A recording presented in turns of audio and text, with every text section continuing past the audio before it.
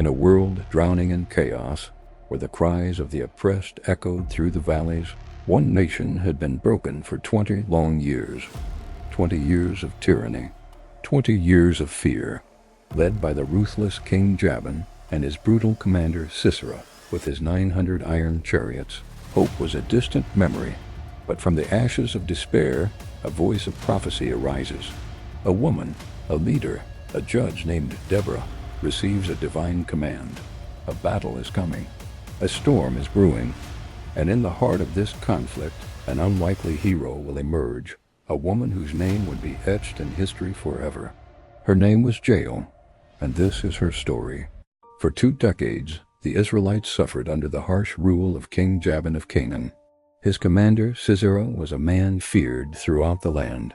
His fleet of iron chariots was the ancient world's equivalent of a tank division, unstoppable, merciless, and a constant symbol of Israel's subjugation. The people cried out, their prayers rising like smoke to the heavens, pleading for a deliverer. And their cries were heard. At that time, a remarkable woman named Deborah was judging Israel. She wasn't a queen or a warrior in the traditional sense, but a prophetess, a leader whose wisdom and connection to God guided her people. She would sit under a palm tree, and people from all over Israel would come to her to have their disputes settled.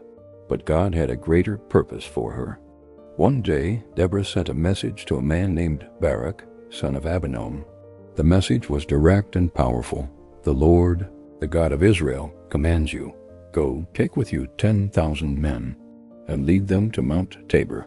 I will lead Sisera, the commander of Jabin's army, with his chariots and his troops to the Kishon River, and give him into your hands. Imagine hearing that. A command to face an invincible army with a force of foot soldiers. Barak was understandably hesitant. He replied to Deborah, if you go with me, I will go. But if you don't go with me, I won't go. He needed her presence, a tangible sign of God's favor. Deborah's response was legendary. Certainly I will go with you, she said. But because of the course you are taking, the honor will not be yours, for the Lord will deliver Sisera into the hands of a woman. This prophecy set the stage for one of the most unexpected twists in biblical history. The hero of this story would not be the general leading the army, but someone else entirely. So Barak gathered 10,000 men, and with Deborah by his side, they marched to Mount Tabor. When Sisera heard that Barak and his army were on the mountain, he mobilized his entire force, all 900 iron chariots, and his vast army, and advanced to the Kishon River, ready to crush the Israelite rebellion once and for all. The scene was set for a monumental clash. On one side, a massive, technologically superior army, confident in its power. On the other, a smaller force of foot soldiers armed with faith and a divine promise. As Sisera's forces approached, Deborah turned to Barak and declared, go. This is the day the Lord has given Sisera into your hands. Has not the Lord gone ahead of you? Filled with renewed courage, Barak led his 10,000 men, charging down the slopes of Mount Tabor. And then the impossible happened. The Lord threw Sisera and his entire army into a panic. The Bible tells us a mighty storm broke out. The heavens opened, rain poured down, and the Kishon River, normally a gentle stream, swelled into a raging torrent. The very ground turned to mud, trapping the fearsome iron chariots. The Canaanites' greatest strength became their greatest weakness. The wheels of the chariots got stuck, rendering them useless. In the chaos, the Israelite army routed Sisera's forces. The mighty commander, seeing his army decimated, abandoned his chariot and fled on foot. He ran, desperate to escape, his power and pride washed away by the storm. Exhausted and alone, Sisera sought refuge. He ran towards the tent of Heber the Kenite. The Kenites were descendants of Moses' father-in-law and had a peace treaty with King Jabin, so Sisera believed he would be safe there. He arrived at the tent and was met by Heber's wife, a woman named Jael. Come, my lord, come right in, she said. Don't be afraid. She welcomed him into her tent, a place considered a sacred sanctuary in their culture. A guest, especially a man in a woman's tent, was to be protected at all costs. Sisera, desperate and trusting in this cultural code, went inside. Jael covered him with a blanket. He was thirsty from his frantic escape. "I'm thirsty," he said. "Please give me some water." Jael did more than he asked. She didn't just give him water. She opened a skin of milk, a richer and more nourishing drink, and gave it to him. This act would have further reassured him that he was safe, under the care of a hospitable host.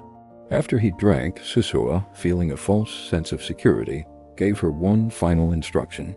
"Stand in the doorway of the tent," he ordered. "If someone comes by and asks, 'Is anyone here?' say no." Then, completely exhausted, the fearsome commander fell into a deep sleep. And here, the story takes its dramatic and shocking turn. Jael, seeing the enemy of her people, the ruthless oppressor, lying helpless in her tent, knew what she had to do. This was her moment. This was the fulfillment of Deborah's prophecy. Quietly, she took a tent peg, one of the long, sharp stakes used to secure the tent to the ground, and a hammer. In the ancient world, setting up tents was women's work, so these were tools she knew how to use with skill and precision. She crept softly over to the sleeping Sisera. With unwavering resolve, she placed the tent peg against his temple, and with the hammer, drove it through his head and into the ground. In an instant, the mighty commander was dead. Just then, Barak arrived, in hot pursuit of Sisera. Jael went out to meet him. "Come," she said, "I will show you the man you're looking for." She led him into her tent, and there he saw him Sisera, lying dead, with a tent pegged through his temple. Deborah's prophecy had come true. The Lord had delivered Sisera into the hands of a woman. Jael, an ordinary woman living in a tent, became the unlikely instrument of God's justice. She wasn't a soldier, a general, or a prophetess. She was a homemaker who saw an opportunity to deliver her people from tyranny and acted with decisive, shocking courage. The story of Jael is a powerful reminder that God can use anyone from any walk of life to accomplish his purposes. He doesn't just call the powerful, the famous, or the obvious leaders. He calls ordinary people who are willing to act with faith and courage in the moment they are called.